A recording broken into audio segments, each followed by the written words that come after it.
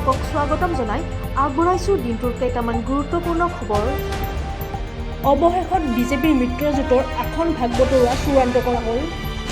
কোনকেইটা সমষ্টিত কৰিব প্ৰতিদ্বন্দ্বিতা, কোনে পাব প্ৰাৰ্থিত্ব, এই লৈ এতিয়া ঘনে ঘনে বৈঠকত বহিছে বিজেপিৰ শীৰ্ষ নেতৃত্ব। তাৰ মাজতে বৃহস্পতিবাৰে অনুষ্ঠিত হ'ল বিজেপিৰ কেন্দ্ৰীয় নিৰ্বাচন কমিটিৰ বৈঠক। আৰু এই বৈঠকতে অসমৰ সমাগত বিধানসভা নিৰ্বাচনৰ বাবে আসন ভাগ বতৰা চূড়ান্ত কৰা হৈছে। আগন্তুক নিৰ্বাচনত বিজেপিয়ে অসম গণ পৰিষদলৈ এৰি দিলে 26খন আসন।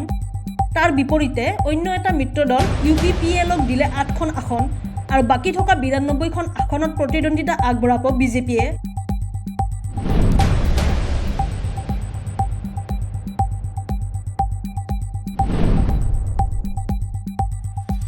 কোন সমষ্টিত কোন হ'ব প্ৰাৰ্থী প্ৰায় চূড়ান্ত কৰা হৈছে। কংগ্ৰেছৰ 21টা সমষ্টিৰ বাবে 21জন প্ৰাৰ্থীৰ নামৰ তালিকা।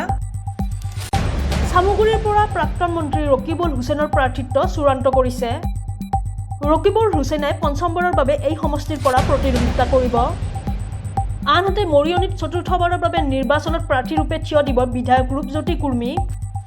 খবৰ অনুসৰি সৰুপথাৰৰ পৰা বিধায়ক ৰজলিনা তিৰ্কী আৰু খুমটা সমষ্টিৰ বাবে প্ৰাক্তন মন্ত্ৰী বিস্মিতা গোহাঁইৰ টিকট চূড়ান্ত কৰা হৈছে। অন্যান্য প্ৰাৰ্থীসকলৰ ভিতৰত আছে আমগুৰিত অংকিতা দত্ত, নাজিৰাত দেৱব্ৰত শইকীয়া, মাহমৰাত সুৰুজ দিহিঙীয়া, হাওৰাত সুশান্ত বৰগোহাঁই, বিহপুৰীয়াত ভূপেন বৰা, লখিমপুৰত জয়প্ৰকাশ দাস, ঢকুৱাখানাত ভৰত নৰহ, মৰাণত প্ৰাঞ্জল ঘাটোৱাৰ, লাহোৱালত পৃথিৱী মাৰ্জী, দুলীয়াজানত ধ্ৰুৱজ্যোতি গগৈ, টিংখঙত এটুৱা মুণ্ডা, নাহৰকটীয়াত প্ৰণতি ফুকন, চাবুৱাত ৰাজু চাহু, মাজুলীত ৰাজীৱ লোচন পেগু, ডুমডুমাত দুৰ্গা ভূমিজ আৰু ডিগবৈত গৌতম ধানোৱাৰ। আৰু এইকেইজন প্ৰাৰ্থীৰ নাম 21টা সমষ্টিৰ বাবে সুনিশ্চিত কৰা হৈছে কংগ্ৰেছৰ ফালৰ পৰা।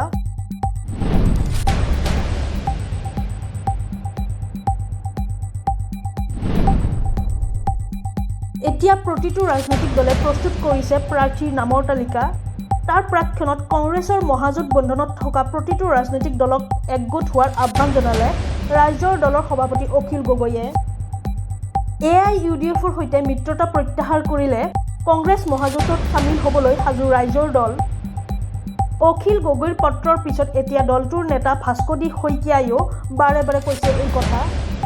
প্ৰতিটো সমষ্টিতে বিৰোধীয়ে উমৈহতীয়াভাৱে এগৰাকী প্ৰাৰ্থী প্ৰক্ষেপ কৰাব লাগে বুলি ৰাইজৰ দলৰ সভাপতি অখিল গগৈয়ে দিয়া প্ৰস্তাৱক সমৰ্থন জনাইছে কংগ্ৰেছৰ বিধায়িনী দলৰ নেতা দেৱব্ৰত শইকীয়াই।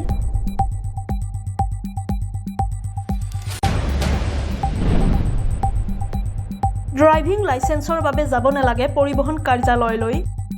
আধাৰ কাৰ্ডৰ দ্বাৰা আপুনি পাব 18টা সেৱা। কেন্দ্ৰীয় পথ পৰিবহণ আৰু ঘাইপথ মন্ত্ৰালয়ে বৃহস্পতিবাৰে ড্ৰাইভিং লাইচেন্স নৱীকৰণ, লাৰ্ণাৰ লাইচেন্স আৰু ডুপ্লিকেট লাইচেন্সসহ 18টা সেৱাৰ বাবে অনলাইন সুবিধা প্ৰদান কৰে। ইয়াৰ জৰিয়তে কেৱল চিনাক্তকৰণ দস্তাবেজ হিচাপে আধাৰ কাৰ্ডেৰে বাহনৰ RC, ড্ৰাইভিং লাইচেন্স লিংক কৰিলেই হ'ল। পৰিবহণ মন্ত্ৰালয়ে ড্ৰাইভিং লাইচেন্সক আধাৰ কাৰ্ডৰ সৈতে লিংক কৰাৰ বাবে এখন খচৰা অধিসূচনা জাৰি কৰাৰ পিছত এই সুবিধা লাভ কৰিব পাৰিব।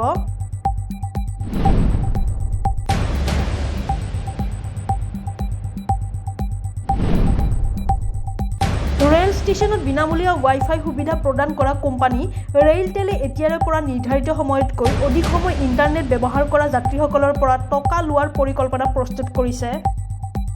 কোম্পানীটোৱে কৈছে যে এতিয়াৰে পৰা ৰেল ষ্টেচনবোৰত কেৱল আধা ঘণ্টাৰ বাবেহে বিনামূলীয়া ৱাইফাই দিয়া হ'ব।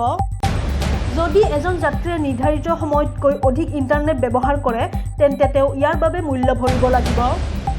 ৰেলৱে কয় যে বিনামূলীয়াকৈ আধা ঘণ্টা ব্যৱহাৰৰ পিছত আপুনি 5 GB ব্যৱহাৰ কৰিবলৈ 10 টকা আৰু 10 GB ব্যৱহাৰ কৰিবলৈ 15 টকা পৰিশোধ কৰিব লাগিব।